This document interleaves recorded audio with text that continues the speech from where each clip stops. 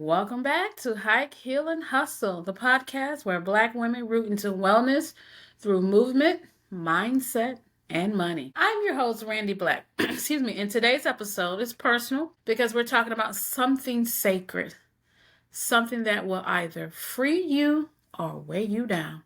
We're talking about the truth. This episode is titled The Truth Will Heal You. Radical honesty in life, work, and legacy. I'm sharing my own journey from motherhood, to the mountains, from corporate jobs to spiritual healing, and how choosing honesty changed everything. So let's start on the trail. Last year, I was on a hike, not a hard one, not far from home, and I cried. Not because of the physical challenge, but because I was grieving the passing of my best friend. I was being intentional with the hike. I had not yet grieved his passing. As a matter of fact, I had believed he was not gone. I spent a great deal of time thinking he was ignoring me, too busy to contact me, anything but accept the fact. He was gone. And although he was not a hiker, the mountains were his safe space.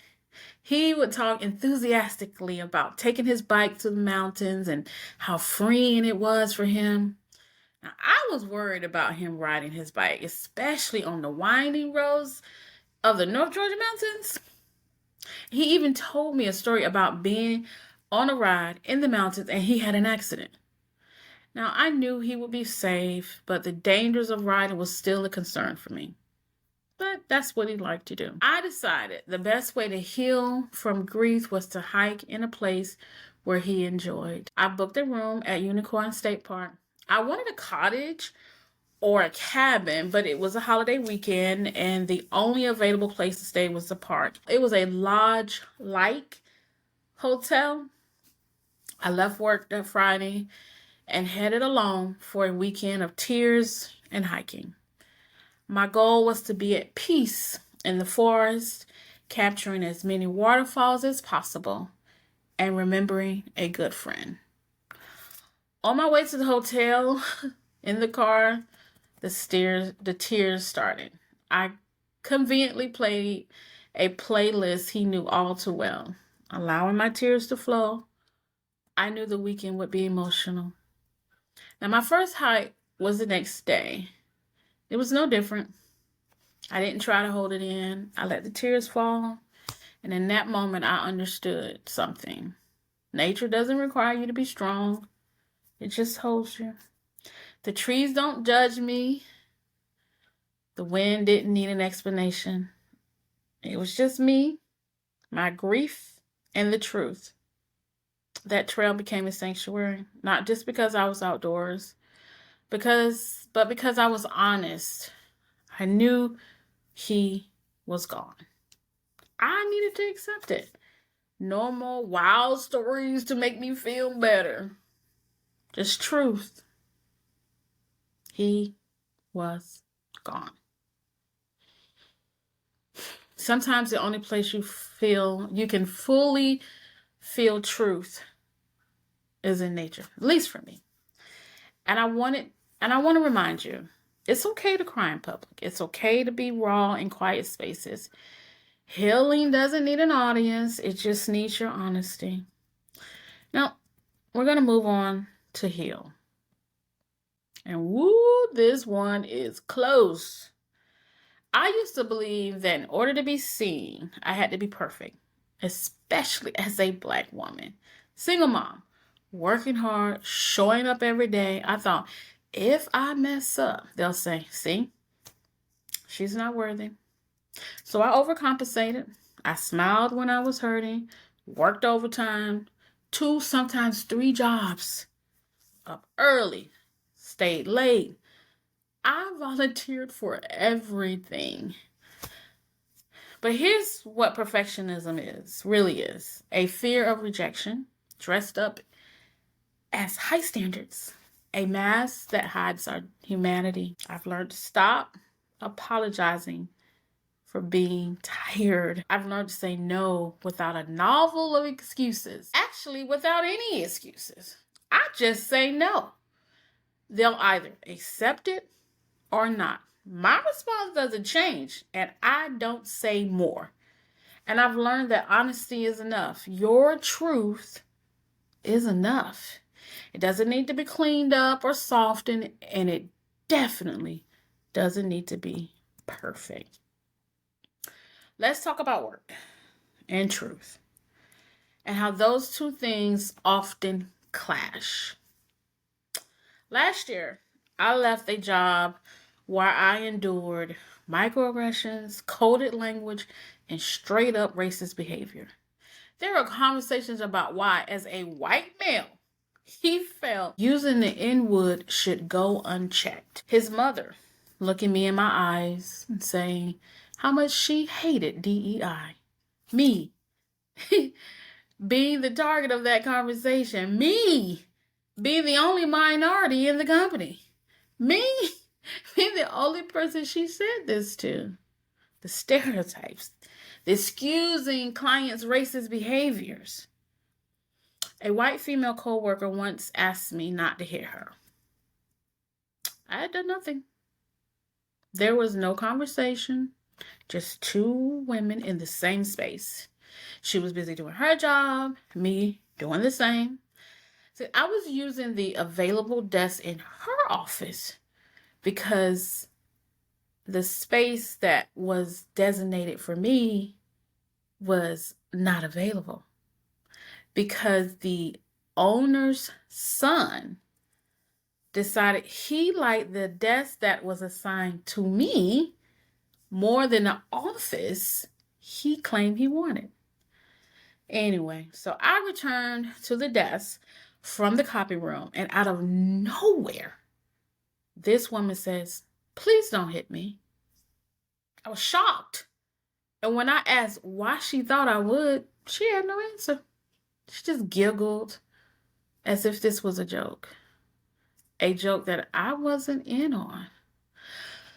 Okay, but here's what's worse. I stayed too long because I needed the paycheck. Because I thought maybe I was overreacting. Because I didn't want to be seen as difficult. The truth, it was toxic. And I tolerated it for too long. But I was reminded of a vow I made years ago. Never stay silent to make someone else feel comfortable.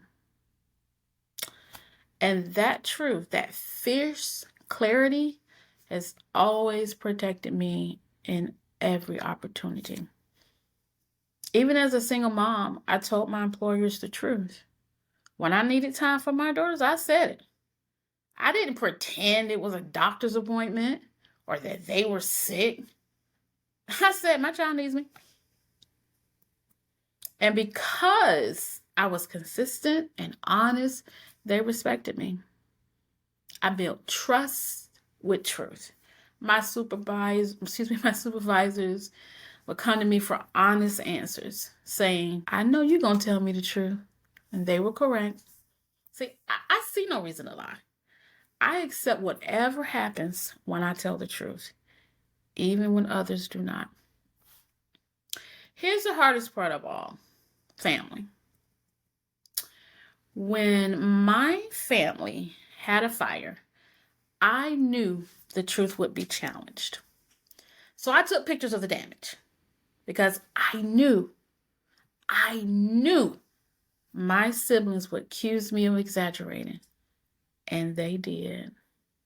They told my daughters I was lying. One of my siblings was on the phone speaking to one of my daughters saying, "It's not that bad." Even though both of my daughters were standing there when the fire marshal said the home was unlivable. Neither sibling came to see the damage. No one in my family called or texted me or my daughters to see if we needed anything, to see if we were okay. No one cared. That was the truth. And sadly, it still is. See, they chose their version of the truth. and I stopped trying to change their minds. That was a turning point for me. I don't need to prove my truth. I only need to live it. I deleted those photos. This was in 2019. Recently, I was looking for an old photo in the cloud. I saw the photos of the damage from the fire. See, I forgot that the pictures on my phone automatically saved to the cloud. And I hadn't seen those pictures of the fire damage since 2019. The day I took the pictures is the same day that I deleted them. And here I was 6 years later, a different version of myself, but I remembered why those photos existed. And sadly, nothing has changed between me and my siblings. We don't communicate, and that's how it will be. And I'm okay with that because the peace I got from from deleting those pictures still exists. I don't need to prove my truth to people who choose their version of me, despite the facts. Realizing that your family doesn't care is a hard truth to accept. I had surgery in 2023. No one asked me or my daughters if I was okay, how the surgery went, how my recovery was going. No one cared. Recently, I completed the Peachtree Road Race. I forgot that truth, that no one cared. And I shared my victory with a relative. I was so excited about completing that 10K. I foolishly shared my accomplishment with a relative. The response, did you drive? And when I asked for clarification, despite knowing what they meant, they doubled down and clarified by saying, I know you didn't walk it. I had the proof. I had sent the pictures of myself at the finish line and still was questioned. Now you may say, well, why did you send the pictures? That's what I was doing. I posted it. Hey, I did this. I took the pictures so I could share it. Not with this person in particular. I wasn't even thinking about this person when I took the pictures. But that's just what I do. You know, when you finish something big like a 10K, and you're taking pictures at the finish line and you're showing people, hey, I did the thing. So the pictures were there. I sent them. I had this brief moment of delusion. And it was a realization for me though. Questioning whether or not I participated in the race. There were other things that this person said that the conversation and through via text got way worse. The thing about this is this. If what I am doing doesn't fit their version of me, then the answer for them or the conclusion that they draw is that I am not being truthful. So then I'm being accused of lying. So in this person's mind, in connection with the Peachtree Road Race, clearly a 50-year-old overweight woman, their blood relative, is not going to be able to walk a 10K. And they definitely won't, they probably won't even do a 10K. So that's the version of me that was in that person's head. And it's not based on truth. Because I did, in fact, at 50, at being overweight, did a 10K. And not only did I complete a 10K, I ran. Not the whole 10K, but I did run. Let's get into some affirmations because that was a lot. We're going to take a deep breath. So we're going to do our normal inhale, hold, and exhale. So take a deep breath with me. Inhale, hold as long as you feel comfortable, and then exhale. Now, repeat after me. I release the need to be perfect. My truth is powerful enough. I release the need to be perfect. My truth is powerful enough. I release the need to be perfect. My truth is powerful enough. Let it settle in your spirit. So, if this episode spoke to you, if you're done hiding, shrinking, or performing, join the Hike, Heal, and Hustle Vision Circle. We're telling the truth in community. We're rewriting our stories not to make others comfortable, but to finally feel free.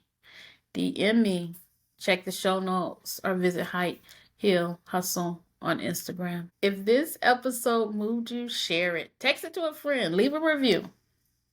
You never know who needs permission to be honest. Until next time, hike with courage, heal with truth, and hustle with your whole heart.